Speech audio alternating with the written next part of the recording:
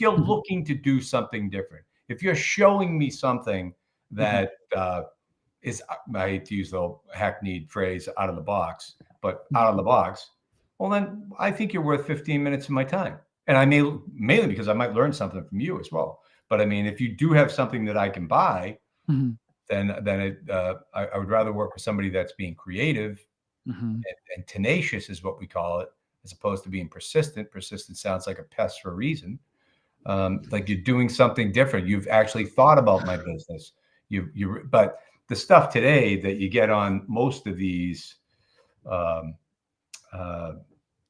most of the correspondence is, I mean, it's all AI driven. So much of it is AI driven. And you can tell, right? It's AI driven. The content, sometimes they don't even change the content. They just put it as it was suggested by the AI. So, so that is also very interesting that, sometimes there is even no authenticity in a way.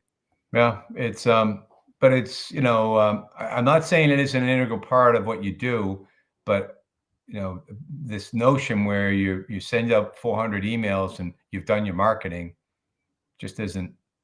It all depends on what you're selling too.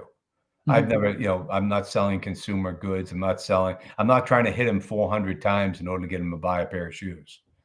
I'm trying to get an appointment so I can have a conversation, so we can have that 15-minute call that I can even determine.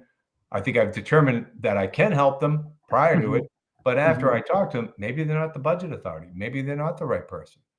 So the question is then, who in your company would be the right person to send my next box through? And oh, by the way, could you introduce us via email? Would you be willing to do that? And so, and put a referral in.